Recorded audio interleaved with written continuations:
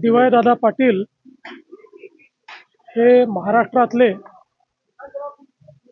जुन्या पिढीतील सामाजिक राजकीय क्षेत्रातलं एक अतिशय अग्रणी नाव होतं. आपल्या सर्वांना कल्पना आहे की जीवनामध्ये संघर्षातून त्यांनी एक अतिशय मोठं कार्य उभं केलं.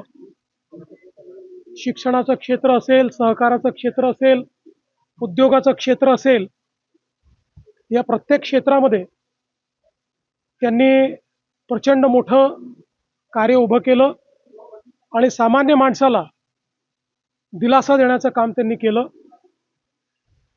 विशेषतः राज्यपाल म्हणून देखील 3 राज्यांची जबाबदारी त्यांनी पार पाडली.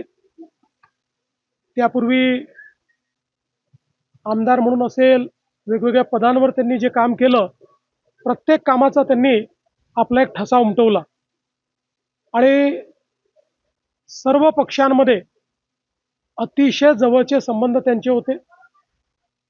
व्यक्तिगत माझे देखील त्यांचे अतिशय चांगले संबंध होते आणि ते केवळ नेते नव्हते, तर ते एक विचारवंत होते. त्यांच्याकडे सांगण्यासारखे विचार होते, मार्गदर्शन होतं.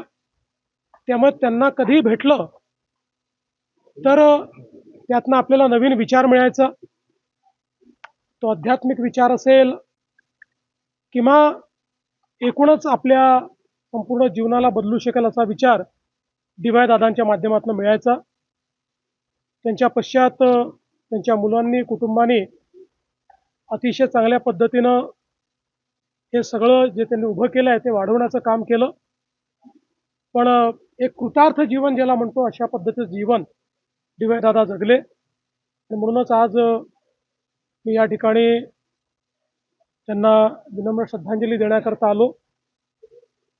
मी आज बंटी साहेबांना सांगत होतो, त्यांना आठवण करून दिली की त्यांचा माझा संबंध तसा जुना आहे, पण 1998 साली मी त्यांच्या घरी आलो होतो. त्यानंतरही आलो, पण ते पहिल्यांदा आलो होतो त्यावेळेस मी महापौर होतो आणि तेव्हापासनं डी.वाय. दादांचा जो काही संबंध आला तो सातत्याने म्हणजे बंटी साहेबांचा आणि त्यांच्या बंधूंचा तर येतच गेला, पण दादांचा संबंध देखील जवळचा आला.